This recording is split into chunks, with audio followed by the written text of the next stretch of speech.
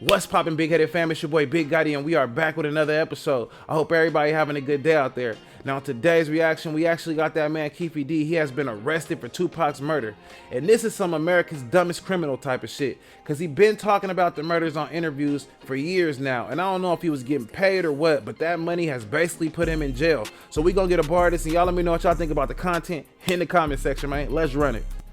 My name's Jason Johansson, and I'm the homicide lieutenant with the Las Vegas Metropolitan Police Department.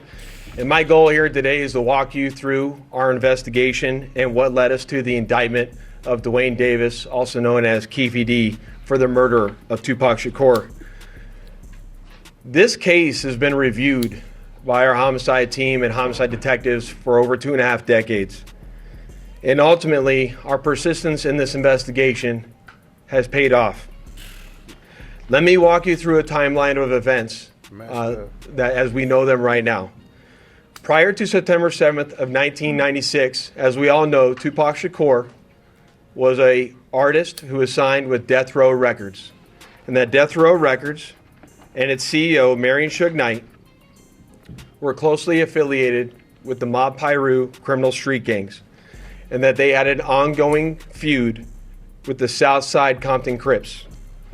Duane Davis was the leader and shot caller of the Southside Compton Crips. And both of these gangs operated out of the Southern California area of Compton. On the night of September 7th of 1996, Tupac Shakur, along with Suge Knight and members of their entourage, which include members of Mob Piru, came to Vegas to attend the Mike Tyson fight at the MGM Grand Garden Arena. Members of the Southside Compton Crips, which included Duane Davis, along with his nephew Orlando Anderson, were also in attendance at the same event. As both were leaving the fight, members of Death Row Records spotted Orlando Anderson near an elevator bank inside the MGM, and at that time they began to kick and punch him near that elevator bank. I will now show you hotel security footage, as many of you have already seen, related to this incident. And on this incident, you will see Tupac Shakur, who's wearing a shiny satiny shirt, along with Marion Suge Knight, who's a large man in a brown suit, punching and kicking Orlando Anderson. Following this incident, you'll see hotel security intervene, and then they will leave the area of the fight.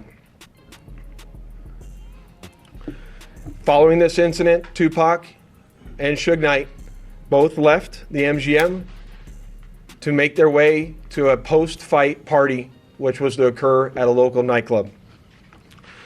At the same time, word had spread amongst members of the Southside Compton Crips of what had occurred inside the MGM, and then that's when Duane Davis began to devise a plan to obtain a firearm and retaliate against Suge Knight and Mr. Shakur for what occurred inside the hotel against Mr. Anderson.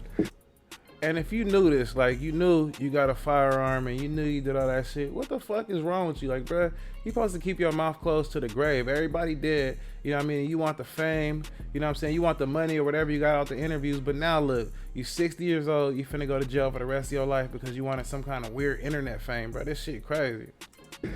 After Davis obtained a gun, he entered into a white Cadillac along with Terrence Brown, DeAndre Smith, and Orlando Anderson. Based on our investigation, this is where we know they were seated. At some point in time, somebody telling. As they were in the white Cadillac, Mr. Davis took the gun that he had obtained and provided it to the passengers in the rear seat of the vehicle. As they were driving west on Flamingo Road near Koval, they located the black BMW, which was driven by Suge Knight, and in the passenger seat was Tupac Shakur.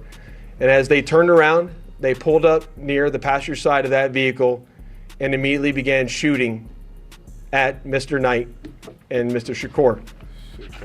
Following that shooting, the white Cadillac fled the area southbound on Koval. And after our officers arrived on scene, Tupac was later transported to the University Medical Center, where he was treated medically and died approximately 6 days later on September 13th. Hey, you know, this took a long time to come out, but, you know, the thing is that when you put yourself in jail by making statements or getting fame, it's the type of shit that happens. It's like, you gotta look at life for what it is, man. If you got away with some shit, man, just keep it to yourself and keep pushing. Now this man, he gotta do the rest of his life in prison. You know what I mean? When he could have just sailed off into the sunset. And you got a lot of snitches telling shit, so this is a cold situation for bruh, man.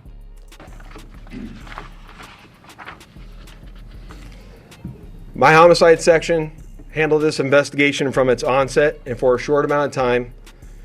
And within a short amount of time, what we knew was that we were working a gang investigation where our victims, our witnesses, and our suspects were all from Southern California and not local to Las Vegas. Within the first few months of the investigation, our detectives knew most of the information I just briefed you on. However, we never had the necessary evidence to bring this case forward and present it for criminal charges.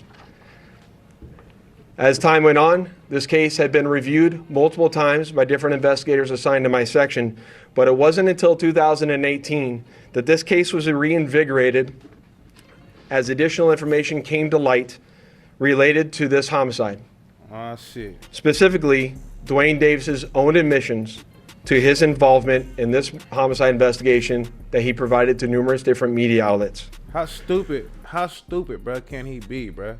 You feel me? This is the type of shit, bro, like, I can't believe this shit, man. Let's go. In our section, we knew at this time that this was likely our last time to take a run at this case to successfully solve this case and bring forth a criminal charge. It was at that time that this case was assigned to Cliff Mogg, a detective within my homicide section. And over the last 5 years. And that nigga Cliff ain't really had to do too much work because he been telling on himself for years. And it's weird because if you were accessory to murder, you would think that you would close your mouth. You know what I'm saying? You wouldn't even run your mouth because even being an accessory to murder, you know what I mean? You still could get life. So I don't even understand this man's thinking. My section worked closely, hand in hand with the Clark County District Attorney's Office and followed a systematic investigative plan over the last 5 years. We've conducted countless interviews and corroborated numerous facts that were not only consistent with the crime scene on the night of the incident, but also corroborated and were consistent with the sequence of events that night. This ultimately led to us procuring a search warrant which was executed at Mr. Davis's residence in Henderson, Nevada. And following the execution of that search warrant, in close coordination with the District Attorney's Office, this case was presented to the grand jury, which ultimately led to Davis being indicted. Did you know that you could get... So we're going to stop that shit right there. First off, I'm going to say this, man. It's easy to do something, man. You know what I'm saying? But you got to make sure that you keep your mouth closed. And we always say don't tell. Well, mainly don't tell on yourself. You know what I mean? Because look what the fuck going on with bro right now, man.